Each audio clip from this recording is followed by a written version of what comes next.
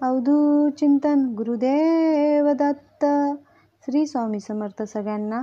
तर आज मी तुम्हाला देवघर कसे असावे याबद्दल वास्तूनुसार काही नियम सांगणार आहे. तर व्हिडिओ स्किप न करता पूर्ण बघावे आणि माझ्या चॅनलवर नवीन असाल तर लाईक, शेअर, सबस्क्राईब नक्की करा. देवघर नेहमी घराच्या ईशान्य उत्तर पूर्व दिशेला असावे. ईशान्य दिशा ही सकारात्मक ऊर्जा आणि देवत्वासाठी शुभ मानली जाते. देवघराच्या इतर भागापेक्षा थोडे उंच असणे आणि त्यांची जागा स्वच्छ आणि शांत असावी. देवघरात जास्त मोठ्या मूर्ती किंवा फोटो नसावे. देवघरात हलके आणि शुभ्र रंग वापरावे, जसे की पांढरा, पिवळा, केशरी. देवघरासमोर किंवा बाजूला शौचालय किंवा बाथरूम नसावे.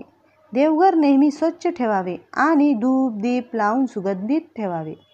देवघर नेहमी ईशान्य पूर्व दिशेला असावे. या दिशेला सकारात्मक ऊर्जा आणि देवत्वाचा वास असतो.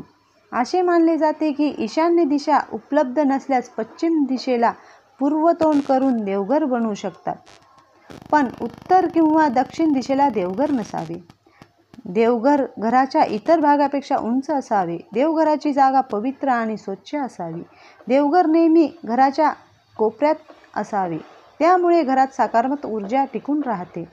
देवघरात जास्त मोठ्या मूर्ती किंवा फोटो नसावेत. लहान आणि सुबक मूर्ती ठेवण्यात शास्त्रानुसार देवघरात शिवलिंग ठेवायचे असल्यास ते अंगठ्याच्या आकारापेक्षा मोठे नसावे, असे एका धार्मिक संकेतस्थळाने सांगितले आहे. देवघर शीशम सागाच्या लाकडाचे असावे. देवघराला 3 ते 5 पायऱ्या असाव्यात.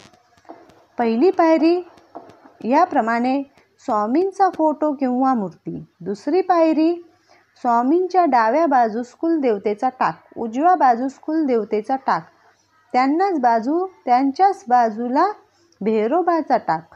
तिसरी पायरी: पूर्वाभिमुख ईशान्य दिशेच्या देवारा विचारत होता.